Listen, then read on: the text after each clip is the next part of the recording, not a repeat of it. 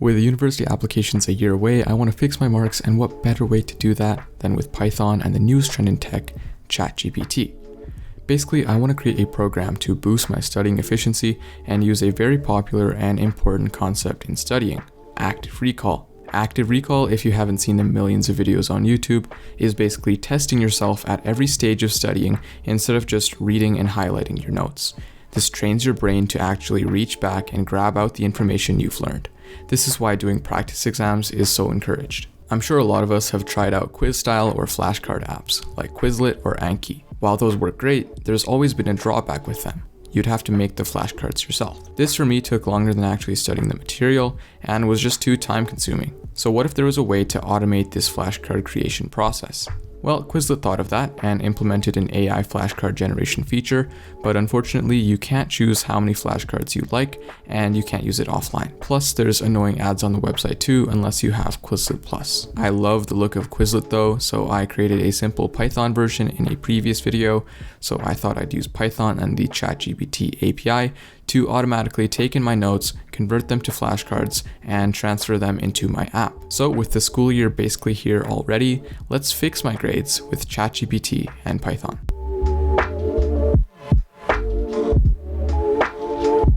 So before I could get started, I had to get an API key for ChatGPT. An API, which stands for Application Programming Interface, is a tool used to bridge the gap between a service or application and a programming language. For example, the YouTube API lets you view data like subscribers, likes, and views in your code, while the Pokemon API gives you data of every Pokemon created to use in your code. An API key is like a password for an API that makes sure you have authentication to use it. In the case of ChatGPT, the API is from OpenAI, so you need an OpenAI account to use it. Also, it isn't free.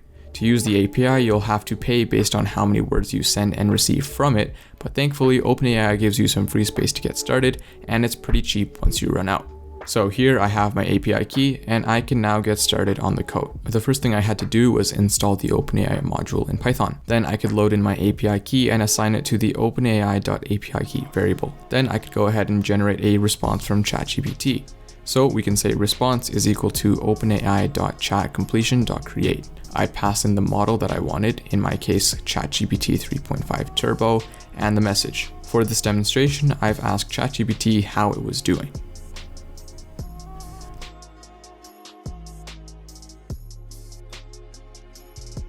Alright then, let's now pass in the actual prompt. We're going to tell ChatGPT to create, and then we pass in the number of flashcards that fully encapsulate all the concepts in the following piece of text. The flashcards should be formatted with question, followed by the question, and answer, followed by the answer. And then we pass in our actual text. So as a test demonstration, let's pass in some text about apples. Give ChatGPT a second to think about it, and it returns exactly what we asked of it. As you can see, we have all of our questions, and we have the respective answers. Now, probably the hardest part of the project, we have to figure out how to take this ChatGPT response and convert it to a Python dictionary. To do this, we have to parse the response. First, let's get each question and answer pair by splitting up the response where there are two new line characters. A new line character is just the character that appears when you press the enter key in Google Docs, for example. Then we can initialize a dictionary to store the data and loop through each question and answer pair. We can divide the question and answer where the new line is and store each in the question and answer variables. Then we can set the parse data dictionary at the key of the question to be equal to the answer. So for example, the dictionary at the key what is 1 plus 1 would have a value of 2. So let's run the program again and print our dictionary.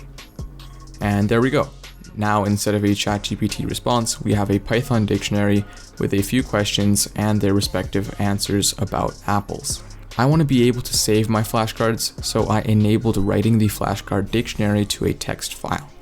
So here we have apples.txt with the Python dictionary that we created.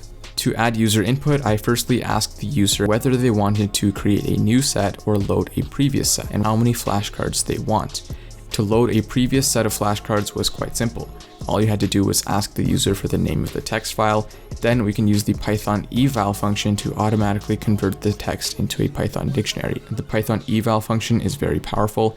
stands for evaluate, and it allows you to do anything from doing simple addition to loading in a dictionary like we did. With that, we have everything we need, but no app to actually display the flashcards.